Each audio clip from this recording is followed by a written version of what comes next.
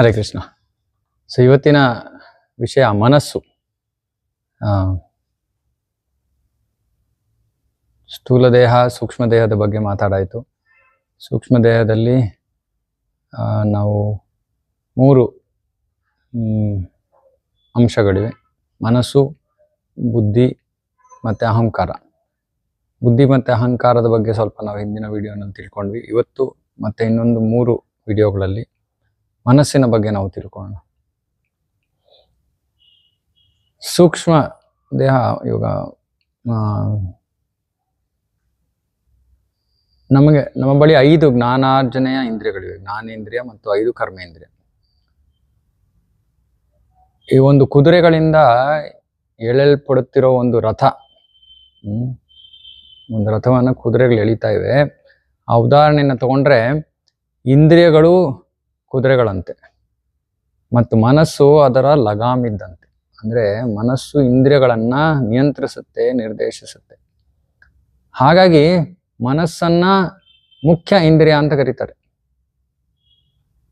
ನೋಡಿ, ಇದು ಮನಸ್ಸು ಸೂಕ್ಷ್ಮವಾದದ್ದು, ಅಂದ್ರೆ ಕಣ್ಣಿಗೆ ಕಾಣಲ್ಲ, ಸ್ಪರ್ಶಕ್ಕೆ ಸಿಗಲ್ಲ. ಆದರೆ ಸ್ಥೂಲ ಇಂದ್ರಿಯಗಳನ್ನ ಈ ಸೂಕ್ಷ್ಮ ಮನಸ್ಸು ನಿಯಂತ್ರಿಸ್ತಾ ಇದೆ. ಬಹಳ ಬಹಳ ಮುಖ್ಯ. ಇಂದ್ರಿಯಗಳು ತಮ್ಮ ತಾವೇ ಯಾವ ಕೆಲಸವನ್ನು ಮಾಡೋದಿಲ್ಲ, ಅದಕ್ಕೆ ಪ್ರೇರಣೆ ಮನಸ್ಸು. ಮತ್ತೆ ಈ ಮನಸ್ಸು ಈ ಸುಖ ದುಃಖದ ಅನುಭವ, ಕೃಷ್ಣ ಭಗವದ್ಗೀತೆಯಲ್ಲಿ ಹೇಳ್ತಾನೆ, ಮಾತ್ರ ಸ್ಪರ್ಶಾಸ್ತು ಕೌಂತೆಯ ಶೀತೋಷ್ಣ ಸುಖ ದುಃಖದ ಆಗಮಾಪಾಯನ ಅನಿತ್ಯ ಸ್ಥಾಂಸ್ಥಿತಿಕ್ಷಸ್ವ ಭಾರತ. ಈ ಸುಖ ದುಃಖಗಳು ಏನು ಅಂತ ನಾವು ಅನುಭವಿಸ್ತಾ ಇದೀವೋ ಅದು ನಿಜವಾಗ್ಲೂ ಮನಸ್ಸು ಅನುಭವಿಸ್ತಾ ಇರೋದು ಸುಖ ದುಃಖ. ಇವಾಗ ಉದಾಹರಣೆಗೆ ಯಾರಿಗೋ ಒಂದು ಸ್ವಲ್ಪ ತಲೆನೋವಿದೆ, ಆಯ್ತು, ಒಂಚೂರು ನೋವಿದೆ, ಆದ್ರೆ ಮನಸ್ಸು ಏನ್ ಮಾಡತ್ತೆ, ಅದನ್ನು ದೊಡ್ಡದು ಮಾಡ್ಬಿಡುತ್ತೆ. ಸ್ಥೂಲ ದೇಹಕ್ಕೆ ಇರುವಂತಹ ದುಃಖಕ್ಕಿಂತ ಮನಸ್ಸು ಆ ದುಃಖವನ್ನ ಹೆಚ್ಚಾಗಿಸುತ್ತೆ. ಮತ್ತೆ ನಾವು ಈ ದೇಹ, ಈ ಮನಸ್ಸು ಅಂತ ಅನ್ಕೊಂಡು ಜೀವನ ಮಾಡ್ತಾ ಇದೀವಿ. ನಾವು ಅಂದ್ರೆ ಆತ್ಮ, ಇದಾಗ್ಲೇ ನಾವು ತಿಳ್ಕೊಂಡಿದೀವಿ. ಆತ್ಮ ನಾನು ಈ ದೇಹ, ನಾನು ಈ ಮನಸ್ಸು ಅಂತ ಅನ್ಕೊಂಡು ಜೀವನ ನಡೆಸ್ತಾ ಇದೆ. ಹಾಗಾಗಿ ಮನಸ್ಸು ಮತ್ತೆ ದೇಹಕ್ಕೆ ಆಗ್ತಾ ಇರೋಂಥ ಸುಖ ದುಃಖಗಳಿಗೆ ಇವಾಗ ನಮಗೆ ಆಗ್ತಾ ಇರೋಂಗ್ ನಾವು ಅನುಭವಿಸ್ತಾ ಇದೀವಿ. ಆದ್ರೆ ಆತ್ಮ ಸಚ್ಚಿದಾನಂದ, ಅಂದ್ರೆ ಅದಕ್ಕೆ ಆತ್ಮಕ್ಕೆ ನೋವು ಅನ್ನೋದೇ ಇಲ್ಲ, ದುಃಖ ಅನ್ನೋದೇ ಇಲ್ಲ. ಆದ್ರೆ ಈ ದೇಹ ಮನಸ್ಸಿಗೆ ಆಗ್ತಾ ಇರೋ ನೋವು ನಲಿವುಗಳನ್ನ ನಾವು ನನ್ನದೇ ಅಂತ ಅನ್ಕೊಂಡು ನಾವು ಕೂಡ ಆ ದುಃಖ ಸುಖವನ್ನ ಅನುಭವಿಸ್ತಾ ಇದೀವಿ. ಇದು ಭ್ರಮೆ. ಸೊ ಇದು ಒಂದು ವಿಷಯ, ಇದ್ರ ಬಗ್ಗೆ ನಾವು ನಂತರದ ವಿಡಿಯೋಗಳಲ್ಲಿ ತಿಳ್ಕೊಳ್ಳೋಣ. ಇವಾಗ ಮನಸ್ಸಿನ ಬಗ್ಗೆ ಸ್ವಲ್ಪ ಹೆಚ್ಚಿನ ವಿಷಯಗಳನ್ನ ತಿಳ್ಕೊಳ್ಳೋಣ. ಇವಾಗ ಮನಸ್ಸು ಎಲ್ಲಿದೆ? ಇವಾಗ ಕೈ ಎಲ್ಲಿದೆ, ಕಾಲೆಲ್ಲಿದೆ, ಕಣ್ಣೆಲ್ಲಿದೆ, ಮೂಗೆಲ್ಲಿದೆ ಅಂದರೆ ಎಲ್ಲ ಗೊತ್ತು. ಹೃದಯ ಎಲ್ಲಿದೆ ಗೊತ್ತು, ಹೊಟ್ಟೆ ಎಲ್ಲಿದೆ ಗೊತ್ತು.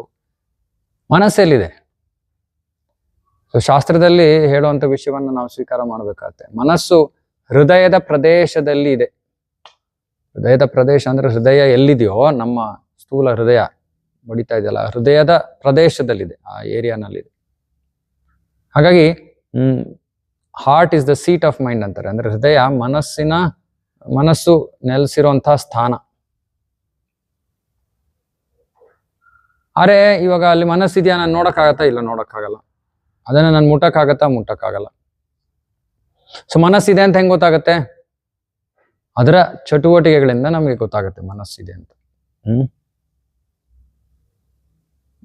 ಮತ್ತೆ ಸಾಮಾನ್ಯವಾಗಿ ನಮಗೆ ಮನಸ್ಸು ಮತ್ತೆ ಹೃದಯದ ನಡುವೆ ಒಂಥರ ಅಂತರ ಗೊತ್ತಿಲ್ಲ. ಮನಸ್ಸು ಎಲ್ಲಿದೆ ಅಂದ್ರೆ ಸಾಮಾನ್ಯವಾಗಿ ಜನರು ಮೆದುಳನ್ನ ತೋರಿಸ್ತಾರೆ. ಅರೆ ಮನಸ್ಸು ಹೃದಯದ ಭಾಗದಲ್ಲಿ ಇದೆ. ಮನಸ್ಸಿನ ಕಾರ್ಯಗಳು ಯಾವುವು?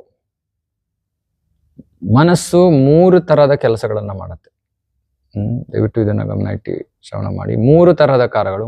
ಮೊದಲನೇದು ಆಲೋಚನೆ, ಅಂದ್ರೆ ಥಿಂಕಿಂಗ್ ಅಂತಾರೆ ಇಂಗ್ಲಿಷಲ್ಲಿ, ಆಲೋಚನೆ. ಎರಡನೇದು ಭಾವನೆ, ಫೀಲಿಂಗ್.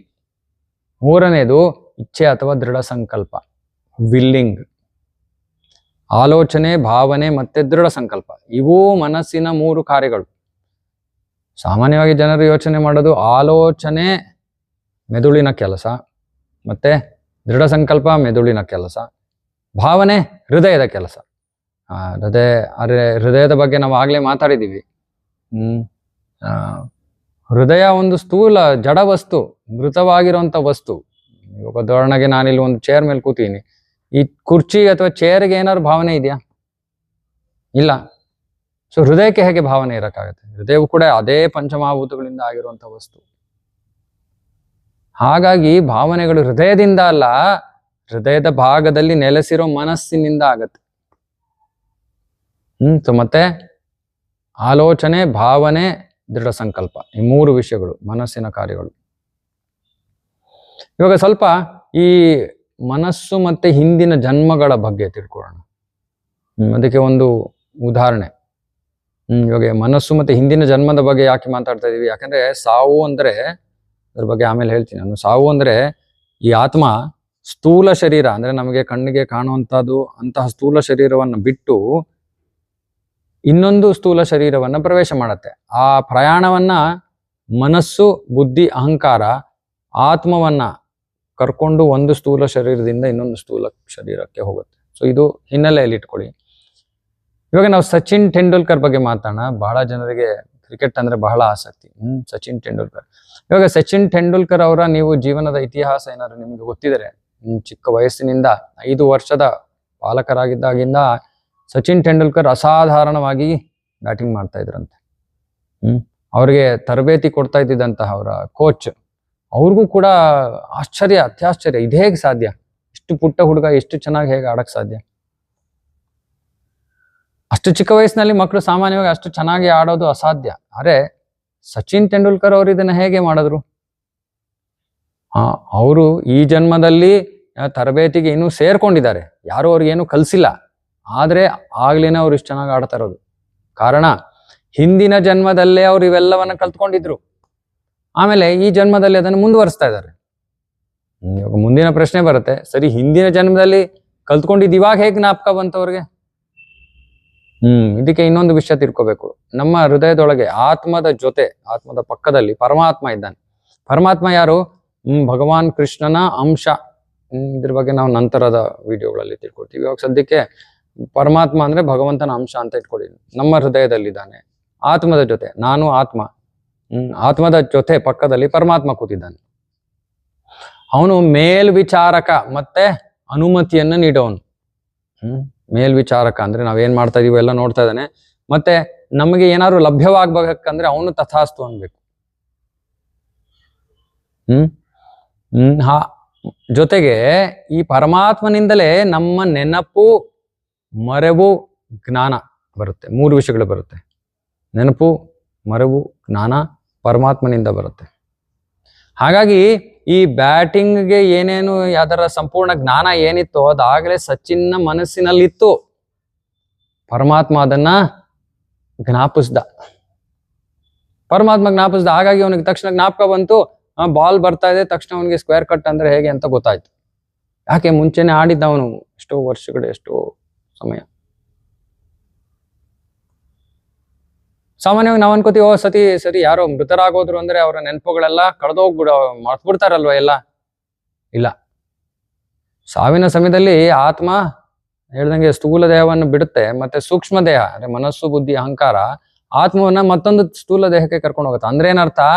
ಈ ಮನಸ್ಸು ನಮ್ಮೊಂದಿಗೆ ಅಂದ್ರೆ ಈ ಆತ್ಮದೊಂದಿಗೆ ಅನಾದಿ ಕಾಲದಿಂದಲೂ ಬರ್ತಾನೆ ಇದೆ. ಮತ್ತೆ ನಮ್ಮ ಹಿಂದಿನ ಜನ್ಮಗಳಲ್ಲಿ ನಾವು ಹೊಂದಿದ್ದ ಆಲೋಚನೆಗಳು, ಭಾವನೆಗಳು, ಇಚ್ಛೆಗಳು ಎಲ್ಲವೂ ಕೂಡ ಸುಪ್ತ ಸ್ಥಿತಿಯಲ್ಲಿ ಮನಸ್ಸಿನಲ್ಲಿರುತ್ತೆ. ಇದಕ್ಕೆ ವಾಸನ ಅಂತ ಕರೀತಾರೆ. ಅರೆ ನೀವು ಕೇಳ್ಬೋದು, ಹೌದಾ ಎಲ್ಲ ನನ್ನ ಹೃದಯ ನನ್ನ ಮನಸ್ಸಿನಲ್ಲೇ ಇದೆಯಾ, ಆದ್ರೆ ನನಗೇನು ಜ್ಞಾಪಕನೇ ಇಲ್ವಲ್ಲ, ಸೊ ನಾನು ನೀವು ಹೇಳ್ತಿರೋದನ್ನ ಹೆಂಗ್ ನಂಬಲಿ? ವಿಜ್ಞಾನಿಗಳು ಸ್ವತಃ ಇದರ ಬಗ್ಗೆ ಪ್ರಯೋಗಗಳ ಮೂಲಕ ಒಪ್ಕೊಂಡಿದ್ದಾರೆ. ಭಾರತದಲ್ಲಿ ಮಾತ್ರ ಅಲ್ಲ, ಭಾರತದ ಹೊರಗಿನ ಜನರಲ್ಲಿಯೂ ಕೂಡ ಹಿಂದಿನ ಜನ್ಮಗಳ ನೆನಪು ಇರೋದನ್ನ ಅವರು ವಿವಿಧ ನಿದರ್ಶನಗಳಿವೆ.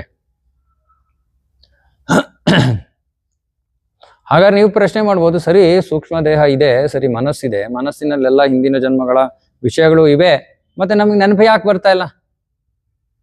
ಅದೂ ಕೂಡ ಪರಮಾತ್ಮನ ಕೃಪೆ. ಇವಾಗ ಸುಮ್ಮನೆ ಯೋಚನೆ ಮಾಡಿ, ನಮ್ಮ ಜೀವನದಲ್ಲಿ ಏನಾದ್ರು ಒಂದು ಚಿಕ್ಕ ಪುಟ್ಟ ದೊಡ್ಡ ಕೆಟ್ಟ ಅನುಭವ ನಮ್ಮ ಜೀವನದಲ್ಲಿ ಆಗಿದ್ರೆ ನಾವು ಅದನ್ನ ಮತ್ತೆ ಮತ್ತೆ ನೆನಪಿಸ್ಕೊಳ್ಳೋಕೆ ಪ್ರಯತ್ನ ಮಾಡ್ತೀವೇನೋ? ಖಂಡಿತ ಇಲ್ಲ. ಒಳ್ಳೆಯ ವಿಷಯಗಳನ್ನ ಮತ್ತೆ ಮತ್ತೆ ನೆನಪಿಸ್ಕೊಳಕ್ಕೆ ಇಷ್ಟಪಡ್ತೀವಿ, ಆದ್ರೆ ಕೆಟ್ಟದನ್ನ ಮರ್ತು ಬಿಡಕ್ಕೆ ಇಷ್ಟಪಡ್ತೀವಿ ನಾವು. ಹಾಗಾಗಿ ಭಗವಂತನ ಕೃಪೆ, ನಮ್ಮ ಹಿಂದಿನ ಜೀವನದ ಎಲ್ಲಾ ನಮ್ಮ ನೋವುಗಳನ್ನ ನಾವು ನೆನಪಿಸ್ಕೋಬೇಕು ಅಂದ್ರೆ ನಮ್ಮ ಸ್ಥಿತಿ ಹೇಗಾಗ್ಬೋದು. ಹಾಗಾಗಿ ನಾವು ಅವಾಗ ಹುಚ್ಚು ಹಿಡಿಯುತ್ತೆ ನಮ್ಗೆ. ಹಾಗಾಗಿ ಭಗವಂತ ಬೇಡ, ಏನ್ ಅವಶ್ಯಕತೆ ಇರ್ತೋ ಅದು ಮಾತ್ರ ಮನಸ್ಸಿಗೆ ತರ್ತಾನೆ. ಇವಾಗ ಯಾರಿಗೋ ಈ ಜನ್ಮದಲ್ಲಿ ಕಳ್ಳತನ ಮಾಡೋ ಪ್ರವೃತ್ತಿ ಇದ್ರೆ ಅಂದ್ರು ಹಿಂದಿನ ಜನ್ಮದಲ್ಲೇ ಕಳ್ಳರಾಗಿರ್ಬೇಕು ಸಾಮಾನ್ಯವಾಗಿ. ಈ ಜನ್ಮದಲ್ಲೂ ಯಾರೋ ಏನು ಮಾಡ್ತಾ ಇರಲಿಲ್ಲ, ತಕ್ಷಣ ಕಳ್ತನ ಶುರು ಮಾಡ್ಬಿಟ್ರೆ ಅವರು ಈ ಜನ್ಮದಲ್ಲಿ ಕಲ್ತ್ಕೋತಾ ಇದ್ದಾರೆ ಯಾವುದೋ ಸಂದರ್ಭಗಳಿಂದ. ಆದ್ರೆ ಸಹಜವಾಗಿ ಯಾರೋ ತುಂಬಾ ಸುಲಭವಾಗಿ ಏನೋ ಕದಿಯೋದು ಇದೆಲ್ಲ ಇದ್ರೆ ಅದು ಹಿಂದಿನ ಜನ್ಮ. ಸೊ ಕೆಲ ಜನರು ಎಷ್ಟೊಂದು ಕಷ್ಟಕರ ಸಂದರ್ಭಗಳಲ್ಲಿಯೂ ಕೂಡ ಯಾವಾಗ್ಲೂ ನಗ್ತಾ ಇರ್ತಾರೆ. ಇದು ಕೂಡ ಅವರ ಹಿಂದಿನ ಜನ್ಮದ ಒಂದು ಮನೋಭಾವ. ಕೆಲವರು ಯಾವ ಪರಿಸ್ಥಿತಿಯಲ್ಲೂ ತೃಪ್ತರಾಗೋದೇ ಇಲ್ಲ, ಏನ್ ಕೊಟ್ರು ಸಾಕಾಗಲ್ಲ, ಏನ್ ಕೊಟ್ರು ದುಃಖ. ಕೆಲವರು ಯಾವ ಪರಿಸ್ಥಿತಿಯಲ್ಲಾದ್ರೂ ತೃಪ್ತರಾಗಿರ್ತಾರೆ. ಇವೆಲ್ಲವೂ ಕೂಡ ನಮ್ಮ ಪೂರ್ವ ಜನ್ಮಗಳ ನಮ್ಮ ನಡವಳಿಕೆ, ನಮ್ಮ ವರ್ತನೆಗಳು, ನಮ್ಮ ಆಲೋಚನೆಗಳು. ಸೊ ಹೀಗೆ ಮನಸ್ಸಿನ ಬಗ್ಗೆ ಬಹಳ ಅದ್ಭುತವಾದ ವಿಷಯಗಳಿವೆ. ಇವತ್ತಿನ ಈ ಒಂದು ವಿಡಿಯೋದಲ್ಲಿ ಇಲ್ಲಿಗೆ ನಿಲ್ಸೋಣ. ಮುಂದಿನ ವಿಡಿಯೋಗಳಲ್ಲಿ ಇದರ ಒಂದು ವಿಷಯವನ್ನು ನಾವು ಮತ್ತಷ್ಟು ಮುಂದುವರಿಸೋಣ. ಬಹಳ ಧನ್ಯವಾದ. ಹರೇ ಕೃಷ್ಣ.